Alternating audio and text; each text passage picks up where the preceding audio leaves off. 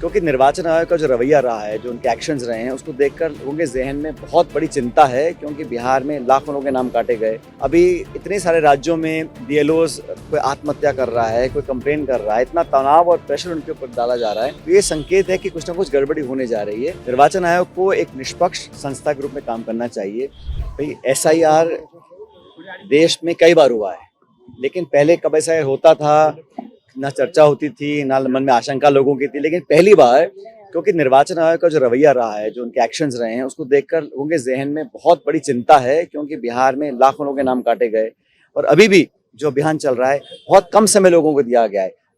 करोड़ों लोगों की वेरिफिकेशन करना, अपलोड करना। अभी इतने सारे राज्यों में BLOs कोई आत्महत्या कर रहा है, कोई कंप्लेन कर रहा है, इतना तनाव और प्रेशर उनके ऊपर डाला जा रहा है। तो ये संकेत है कि कुछ ना कुछ गड़बड़ी होने जा रही है। निर्वाचन आयोग को एक निष्पक्ष संस्था के रूप में काम करना चाहिए।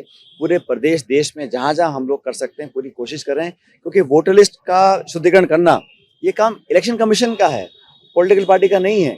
हम तो ये चाह रहे हैं कि जो गरीब है, दलित है, आदिवासी है, पिछड़ा है, नौजवान है, बुजुर्ग है, कहीं वो शिक्षा के अभाव में या जानकारी के अभाव में किसी की मंशा उनके नाम काटने की हो, उसको हम पूरा नहीं होने देंगे। तो कांग्रेस पार्टी पूरे देश में जहां जहां हमारे मतदाता हैं, नागरिक हैं, जो उनका वोट देने का अधिकार संविधान में है, उससे वंचित ना रहें, उसको लेकर अभियान चला रहे हैं। राजस्थान, छत्तीसगढ़, पूरे जहां जहां 12 स्टेट्स में हो रहा है। लेकिन देखने में आया है कि एक मकान में 100, 150, 200 नाम है, डुप्लीकेट नाम है।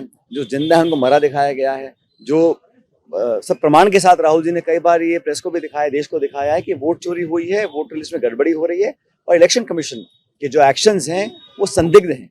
तो ये मेरा आग्रह है कि इलेक्शन कमीशन को एक्शन लेना चाहिए, निष्पक्षता से काम करना चाहिए और विचारधारा, दबाव, सरकार, नेता के प्रेशर में काम करेंगे तो ये जनता और कांग्रेस पार्टी को स्वीकार्य नहीं होगा। पायलट साहब, नेशनल हिदायत मामले में आज डिसीजन आना था, लेकिन वो 16 दिसंबर तक के लिए टाल दिया गया है। किस तरह देखते हैं इस पूरे मामले को लेकर जो लगातार? भाई ये सब जुडिस मामला है, मैं कुछ नहीं कहूंगा। लेकिन ये बात सच है कि काफी कुछ ऐसे हैं जो केसेस पॉलिटिकली मोटिवेटेड हैं।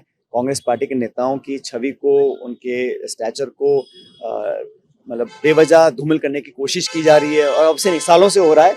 कि न्यायालय में हमको पूरा भरोसा है और न्याय होगा। हम लोग ने जो कुछ कहना हम वकालत में कहेंगे। लेकिन ये पॉलिटिकली मोटिवेटेड चार्जेस हैं, ED के, CBI के, इनकम टैक्स के, प्रॉपर्टीज के।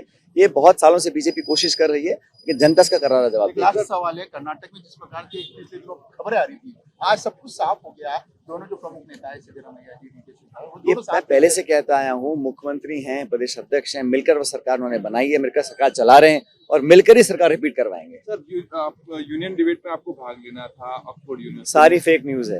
हाँ, सारा फेक है। AI बनाया गया है। फेक AI है। हाँ।